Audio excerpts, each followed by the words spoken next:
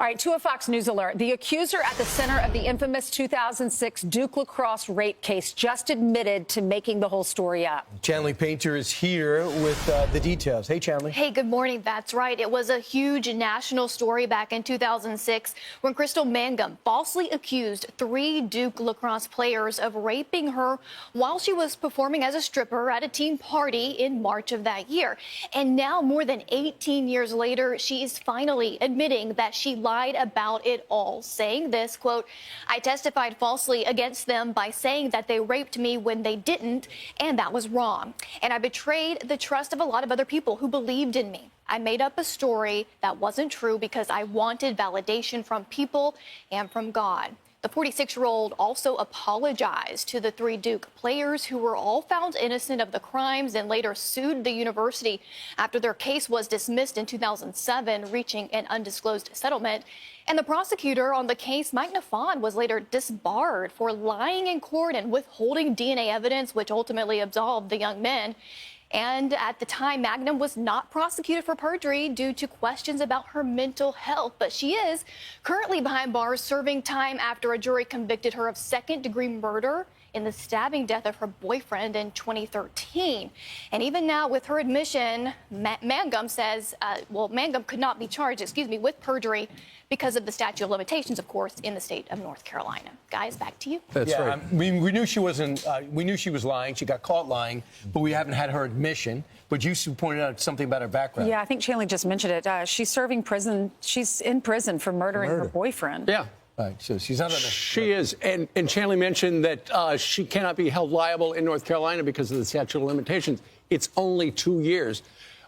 Chanley also mentioned the DA. Remember Nifong? He was on the news all the time.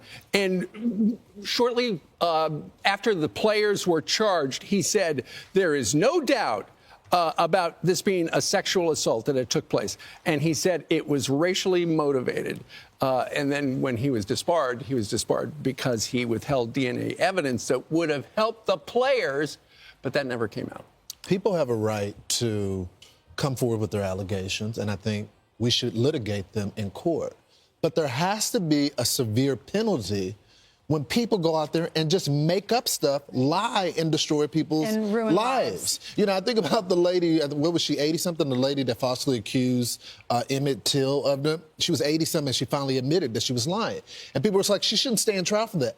Absolutely. I don't care what age you are. When you finally reach your conscience of wanting to tell the truth about a situation, you should be prosecuted. There should be severe penalty. These guys are never going to have their lives back. The damage has been done. And reframe Emmett Till. He was killed by he was killed by. He was lynched. He was 14 years old. Was falsely accused by a woman.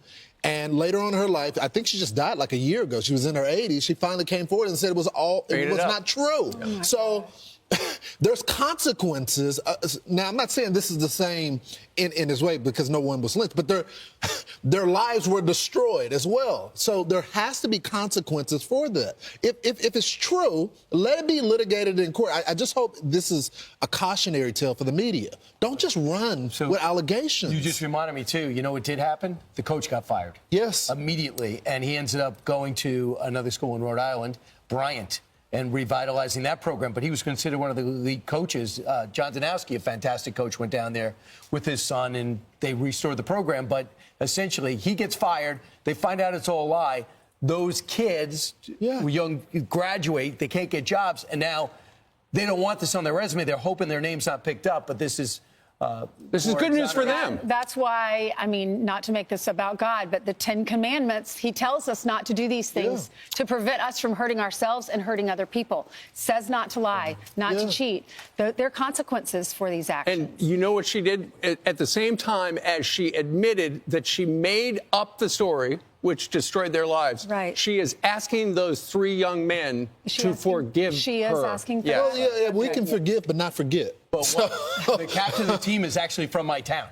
And I remember the whole family was like, we will never talk about it.